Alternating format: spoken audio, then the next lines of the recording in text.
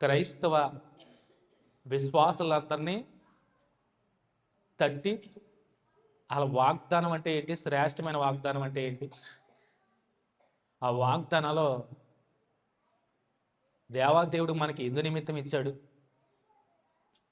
ఆయన కుమారుని ద్వారా ఇచ్చినటువంటి అమూల్యమైన అతి శ్రేష్టమైనటువంటి వాగ్దానం, ఒకే ఒక వాగ్దానం, క్రైస్తవులందరూ ఎదురు చూసే వాగ్దానం జ్ఞాపకం చేసుకున్నాం. అవునా కదమ్మా? చాలామంది వాగ్దానాల కార్డుల కోసం ఎగబడుతూ ఉంటారని, ప్రతి సంవత్సరం వాటిని తీసుకుంటానికి తహతహలాడతారని.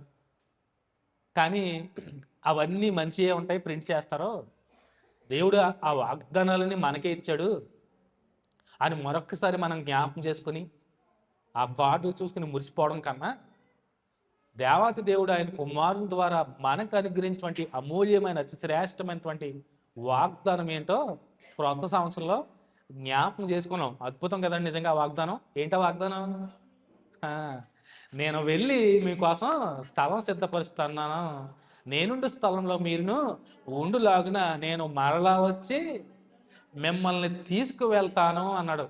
అంతకు మించిన వాగ్దానం ఏముంది? క్రైస్తవ విశ్వాసం, క్రైస్తవ జీవితం, క్రైస్తవుల నిరీక్షణ అదే కదండి. ఆ అమూల్యమైన శ్రేష్టమైన ఆ ఏకైక వాగ్దానం కొరకే కదా ఎదురు చూసేది మనం అందరం.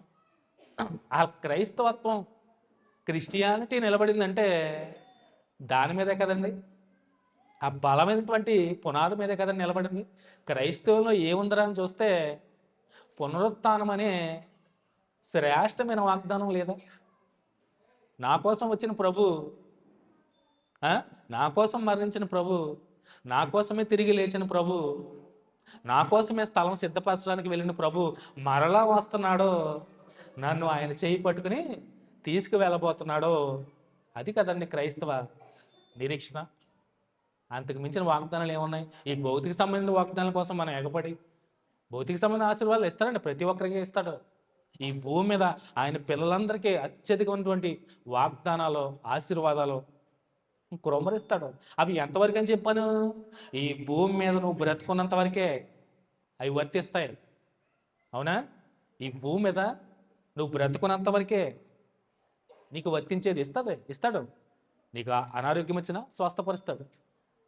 ప్రభువా నాకు ఇల్లు లేదంటే అనుగ్రహిస్తాడు. ప్రభువా ప్రతిదీ ఆయన పేరు నువ్వు ఏం మార్పు పెట్టినా అవి ఇస్తాడు. అవి ఎంతవరకు? నువ్వు బ్రతుకున్నంత వరకే.